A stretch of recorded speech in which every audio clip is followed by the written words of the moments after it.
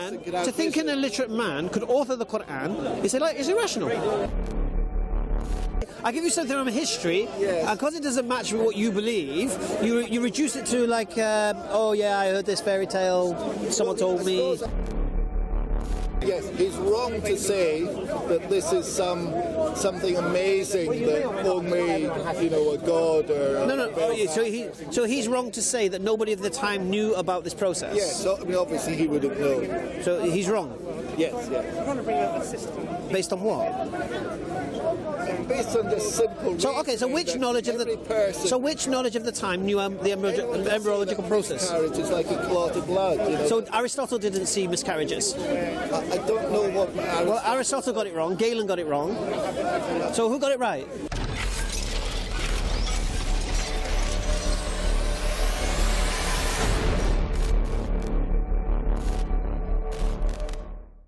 I would say got the details wrong. Got the details wrong? That's how I would say. Why got the details wrong? For instance, the city of Lot, he mentions that. The city of Lut, is that Lot? Right. There isn't really a city of Lot. It's a city in the Bible, is the city of Sodom and Gomorrah. But why and they're both destroyed. But you're using the premise. Answer your question. No, I understand, but you're using the premises of the Bible as the truth, and what came in the Quran is not. Yes, I can see that's how you would see it. No, but that's how you've presented it. I would see it. You said the Bible's correct, and so the Quran's not. I think that he heard it from Jews or Christians. And why do you believe this, though? I'm trying to understand this. That seems to me the most sane possibility, the most likely possibility. I find the idea that God decided to communicate to one man after 100,000 years of humanity in one place, and then it seems to have communicated different things to different. It seems like every culture has its own religion, so that to me makes me think that they're made by humans. Or the same first course sent other messengers to other nations. Yes, but then but they failed, and that seems to me they failed to pass on the correct message. So for me, I think this all-powerful first. Do you know how religion works? Well, yes. No, I'll give you an example. So if I came, astaghfirullah, back in the day, and I said I'm a prophet, yes, you would laugh at me. Yeah. And then a miracle would be performed. Yes. And I would do something that supersedes anything that you believe. It's true, it's possible. Yeah. And you'll believe me. True or not? Not necessarily. No? I don't think the prophet performed any miracles that I know of. But Jesus didn't perform any miracles? No, Jesus did, but the prophet... So Jesus performed miracles? His followers he claimed to. Right. So Jesus performed miracles, why? So that people would believe him, yes? Yes. And when Jesus left this earth, what happened? Well, that would be an example. When he left the earth, whatever message he was telling... Got messed up very quickly. Right. But God must have known it was going to get messed up. So then what God does in his wisdom... Yeah. He chooses a pagan city. Yes. He chooses an illiterate man. Yes. To deliver this fantastic Quran. Yes. That in itself is a miracle. No, for me that's the opposite. Well, given that... Do you believe Muhammad was illiterate? Now, I've heard this argument. You've heard it? Someone, as I remember it, something like... I'm asking you. Unlettered. I'm asking you. As I understand it, he probably could read and write a bit, I imagine. No, was he capable of writing authoring the Quran? Yes. Why? Where'd you get this from? You just seem to be saying things that suit your worldview. Well, obviously everyone says things that suit their worldview. I suppose I come from a rational standpoint. That's not rational. It's irrational. No. It's not irrational. To think an illiterate man could author the Quran is irrational. Why? Yeah, why can't someone... people throughout history have had revelations. All right. If I said to you Shakespeare was illiterate... no, but that's... No, if I said it to you... Yes, okay. Would you believe he could have wrote what he was supposed to have wrote? No, obviously he couldn't write if he was... Authored it?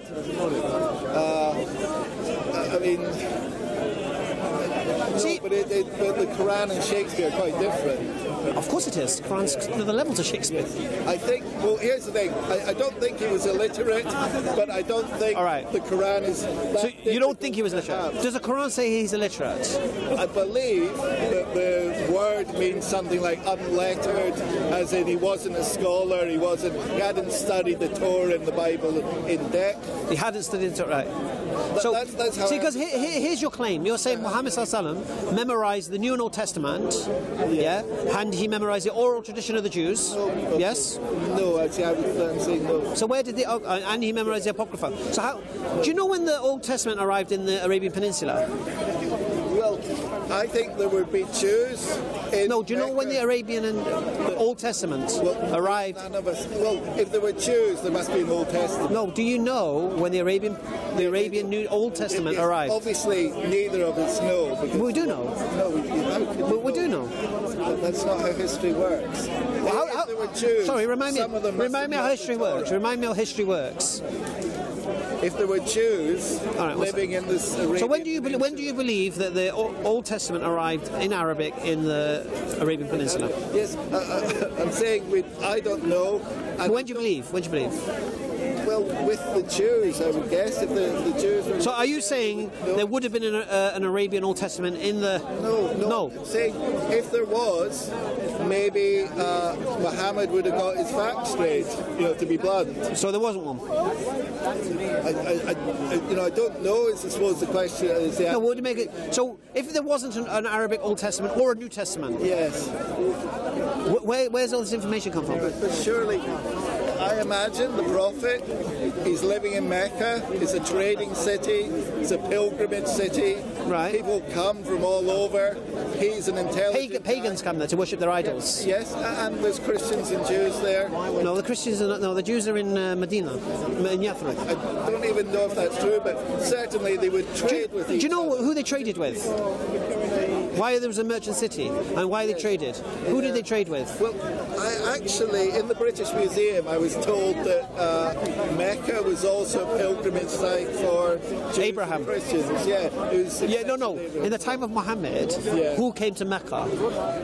What they said was Christians, Jews, and pagans. Pagans came to worship their idols, and whilst they're there, the Meccans traded with them. I don't think, I'm sure if they're Jews living very nearby and round about, well, Medina's not nearby. There's some intercourse between them, especially if you're interested in religion. It's not like you won't know what's happening, in the city. If you're fascinated by religion, you're bound to... Where are you getting the history fascinated with religion? Why do you believe Muhammad was fascinated with religion? Oh, because he founded a religion. Yeah, but no, but again, you're saying things to suit your facts, to suit your beliefs. Yeah, I see what you mean, but you asked me, which of these No, I understand what you're saying. That makes sense to me. This is how I picture it. Yeah. And you seem to be saying things like, well, prove that you read the Bible. No. What I'm saying to you is this.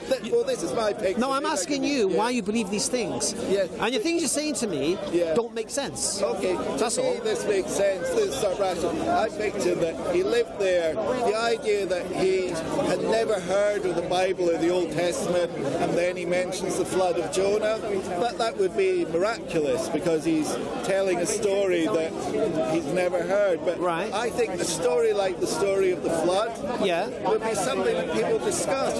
What's the story of the flood? Okay, that there was a flood and, all people died. And the Quran?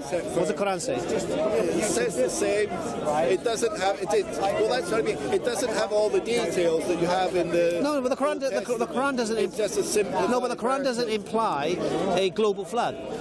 Well, I think... localized. I would say it doesn't make clear. It says all the people died. So you can understand that as all the people in that locality or all the people around the world.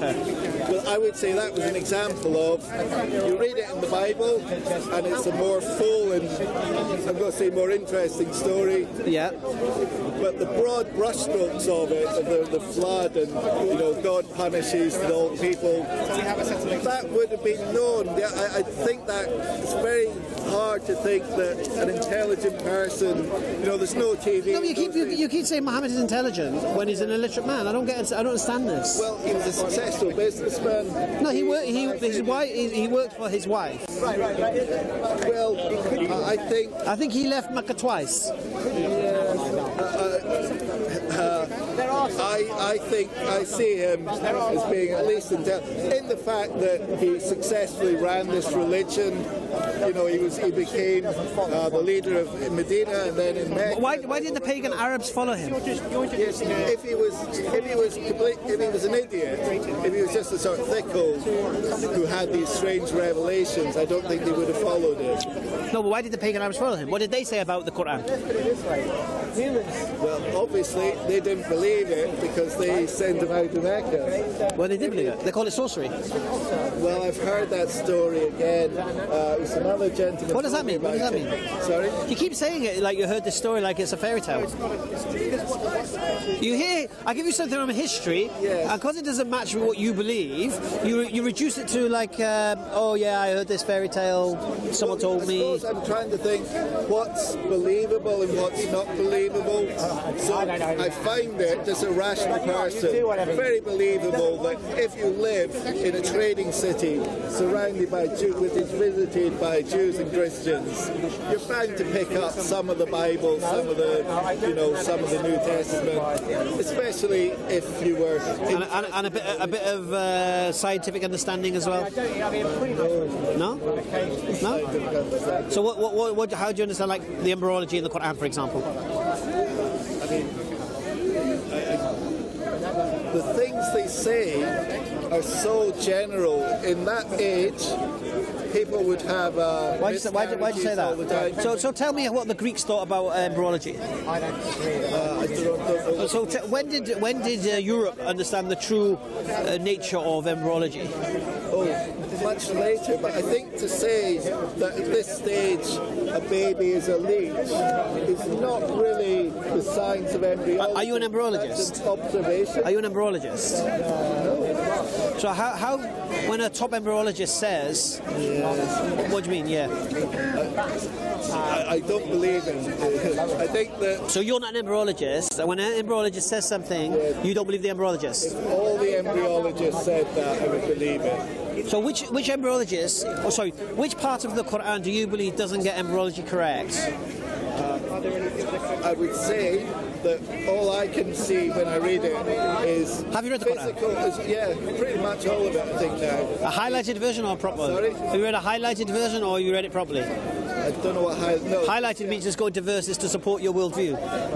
No, it's just I think it's from it's an app, but I think okay, go on, continue, go on. Where was it? Yeah, they seem to be just observations. At such a stage, it's small, then it gets bigger, and then they can observe inside the womb at that time. See, here's the thing, you see. But you can observe miscarriages. What can you observe in a miscarriage? You can't observe the well, what you observe, it looks like a bloody clot. Yeah, but you've seen that at once. So when an embryologist who reads the Quran and says that this information wasn't known, are you saying the embryologist is lying?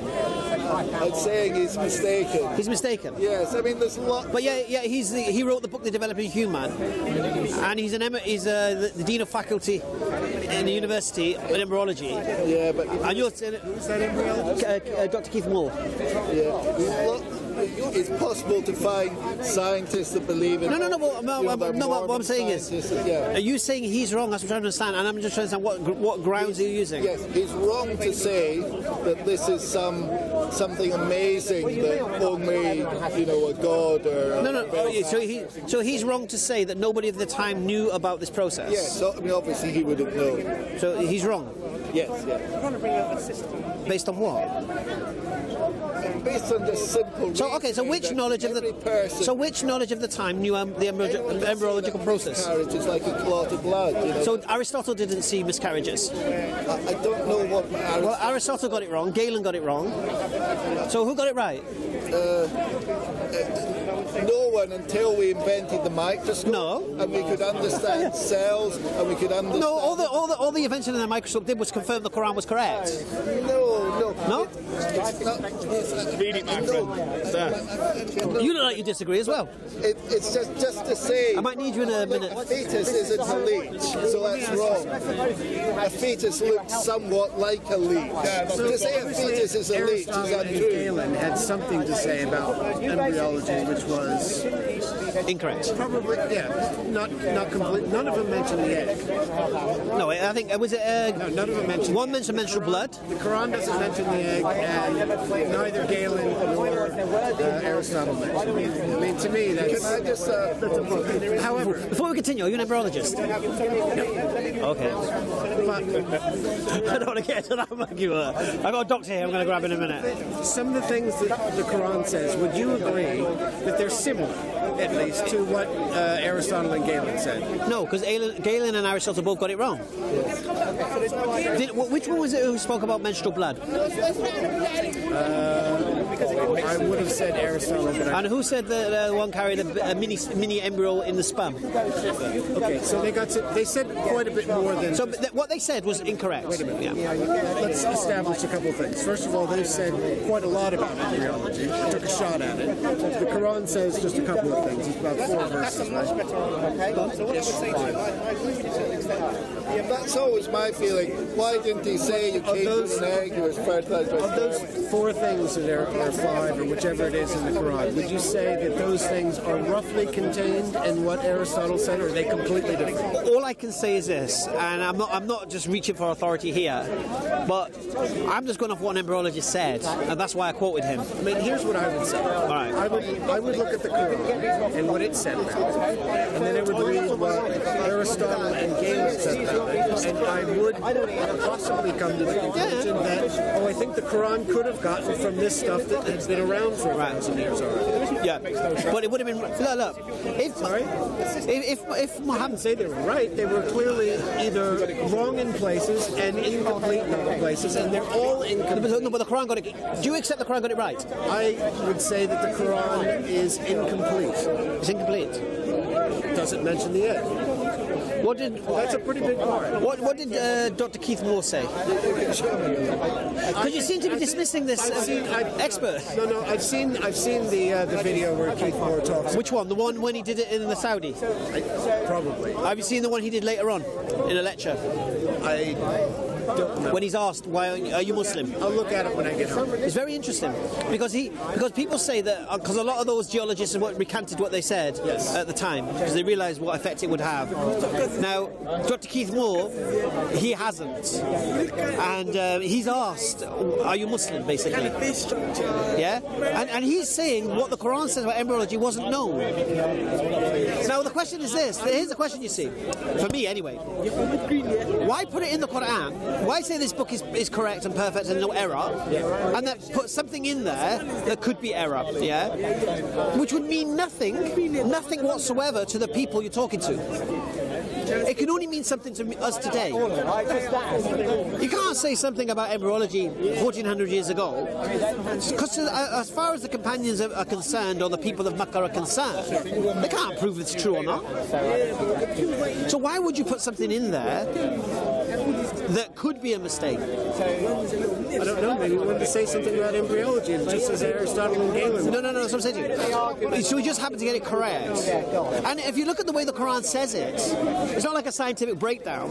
It's telling man who he is and what he is and where he's from, and he's nothing, and why is he so arrogant thinking he knows everything when you came from a despised fluid? I mean, you know what I mean? I know, but that's why he says it. It always seems to me, if he wanted to prove the authenticity of the Quran by putting some scientific detail, we'll do it. No, but the Quran. But here's the thing. Here's the beautiful thing about the Quran. The Quran is not a book of science. Yeah, it's a book of signs. It's just something to reflect and contemplate upon. That's why I asked that question. Why would you care? Why would you put that in there? How's that going to influence people around you? I know. But if this man thinks that Muhammad, this is his original premise, is a mystic, and he's heard bits and pieces from Jews and Christians passing through town.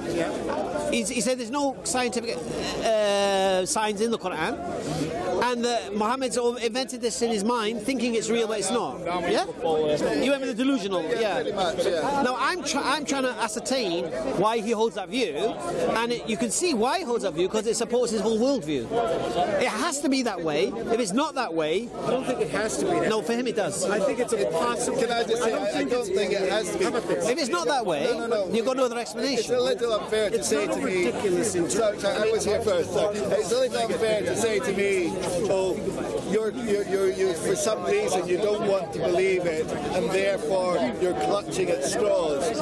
That's No. I think what you've done, I'm going to be honest with you, Andy. I'm going to be honest with you. I do believe you've done that. I truly believe. I want to put it on camera. No, I understand. I understand what you're saying. I understand. I truly believe you've tailored everything to support your initial worldview.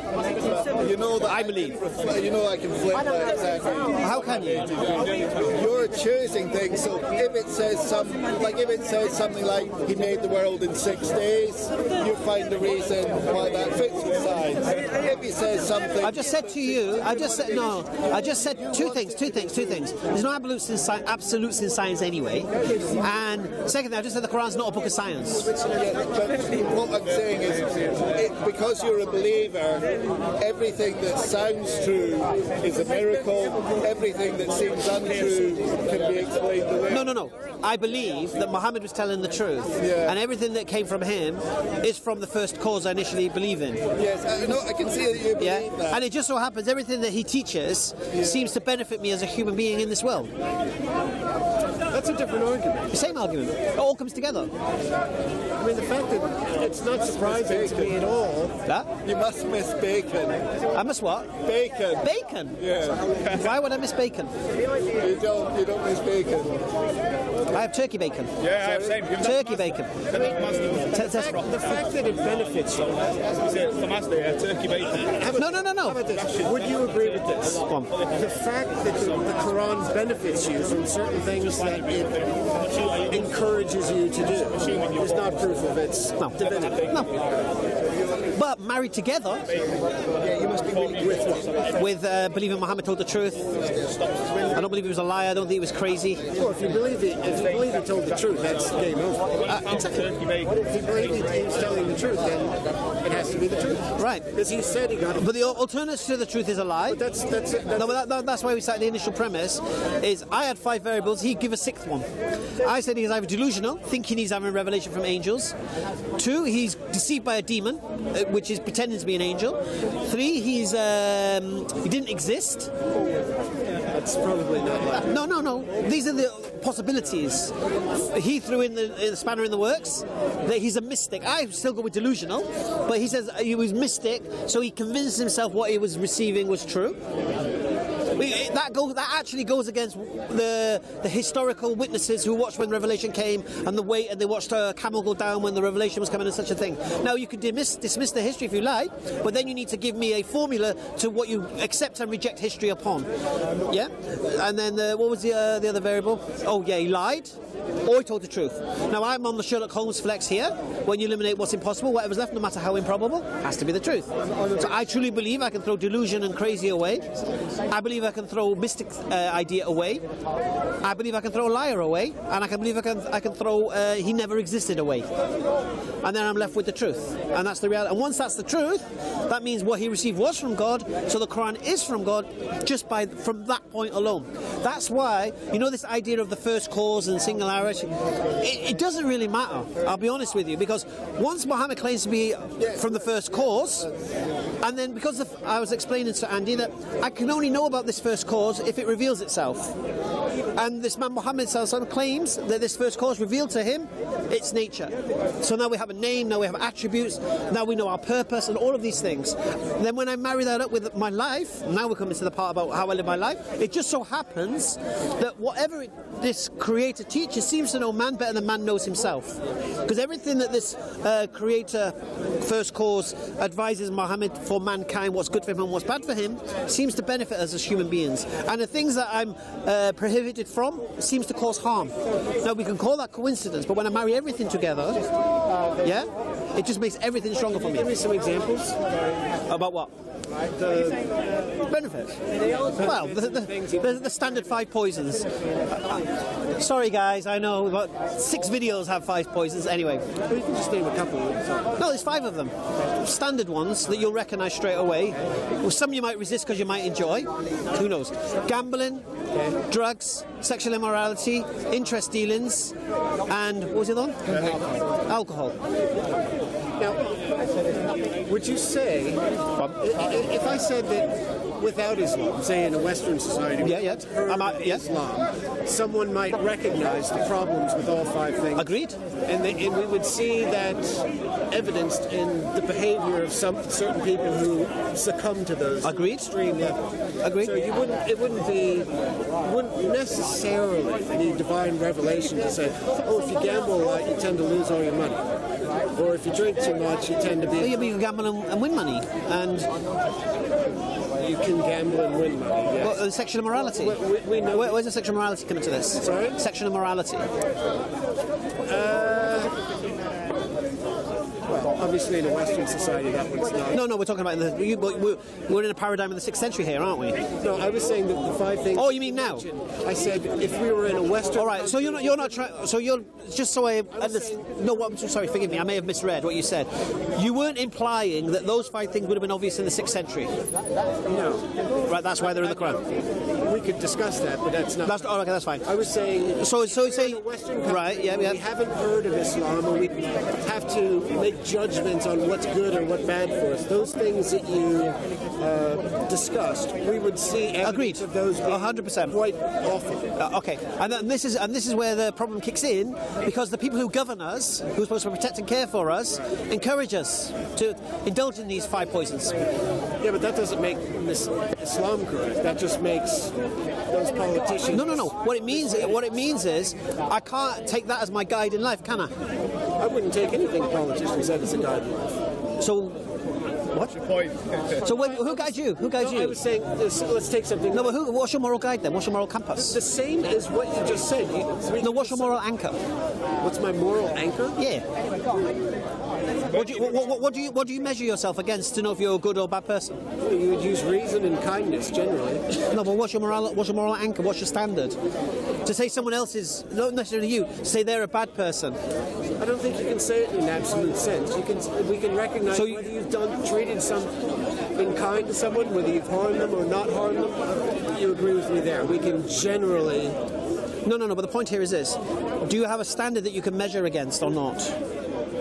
Whether I do some harm to someone or not? Okay. Would you drink alcohol? Yes. All right. Do you take coke? No. Why?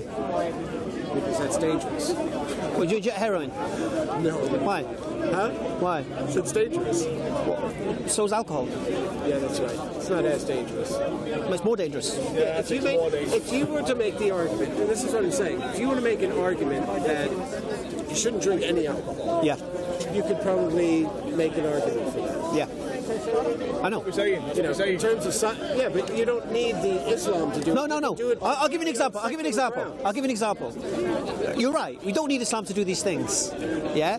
But you do need a reason to do these things.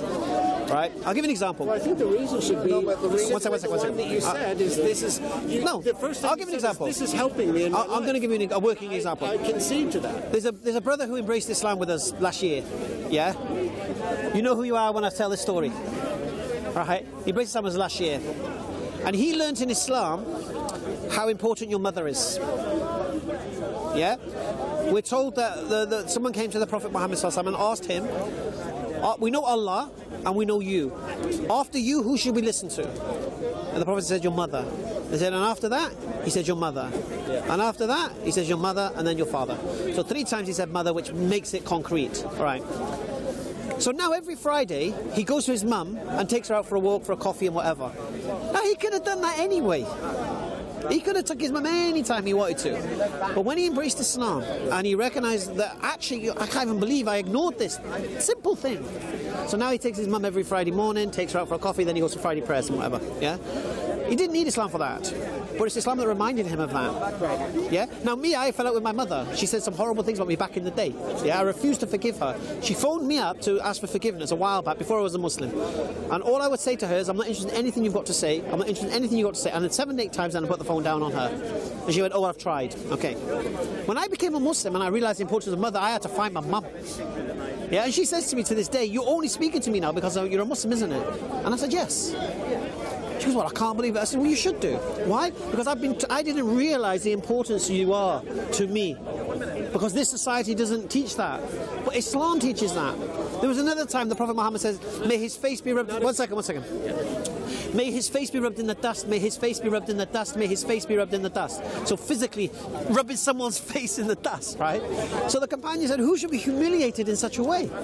He said, that person who finds their parents reaching old age and does not take care of them in old age as they took care of them when they were young. SubhanAllah, what a teaching. Well, this society, we don't do that. So all I'm saying with regards what I'm saying is that the first cause, why I believe the first cause, why I believe Muhammad told the truth, then I see the teachings of the Quran, then I see that the Quran is a history of man, a guidance for man, and then the warning for man. Yeah? And I know by following the teachings of Islam, I was asked by an atheist, what if you're wrong? Yeah? What if when you die, there is no God, there is no heaven, there is no hell, there's nothing? Well, I wouldn't know, would I? I'd be dead. Right, that's the first point, so it wouldn't really matter. But then he said, but you'd have missed out on life. So I said, well, what if I missed out on? Nothing. There is no way of life, and I challenge anyone, I've done this many, many times, bring a way of life better than Islam, that's purer for me and my family. Bring anything. For you and your family, that's the question. All right, let me rephrase that. For society, bring a better way. Anyway. Have you got one? Yeah, it's a totally different discussion. It's part and parcel of the same discussion. Because for me, the author of the Quran appears to know what makes man tick. Yeah? And motivates. And what guides, what harms and what benefits. Well, can I... There's still another part of the brain. What's all that about? that will run. There's no camera there, you know that, don't you? Okay. It's a shock. Yes. Can't even read your writing. Can't even read it. Ibn Battuta. What are you saying about Ibn Battuta? Are you Moroccan? No. Where are you from? Well, where were you born? No, you weren't. You were born in a country. You won't tell me. You were born somewhere, weren't you? Algeria. I know you're Algerian. No. I could tell. You could tell by the colours. No. What colour? Is this Algeria? Is colonial zone. She's part France. And you seem to love North Africa. I'm the media. All right. I'm the media. I'm not Algerian. Okay.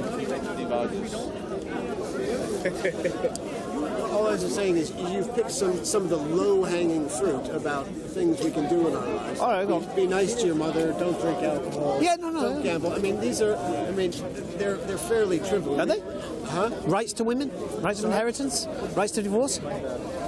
We don't have the rights that... No, but wait. Rights that we Don't give forget, women. all of this stuff came 6th century. Not the rights that women... No. In Islam, the rights have been there from day one. Not in the same way that they're... Exactly the same way. Exactly. Which right wasn't given to women in Islam that's given now? Right to vote? Right to vote. Not enough in this country. Is that it? The point here is this: women were worthless in that time. Now, if you want to make the argument that Muhammad improved the situation for women... No, I'm saying... No, I don't. See, no. What you've just done now, what you just did now was a Freudian slip, because you said Muhammad improved it. No, the Quran is not from Muhammad. You can't slip from that paradigm. It's not Muhammad who made life better for society. It's God who made, the Creator. That's fine. According to what we believe. Do you understand? Yes. So if the Quran says you can't do this, it's not Muhammad making society better. Yeah, it depends upon your point of view. Obviously, you have to...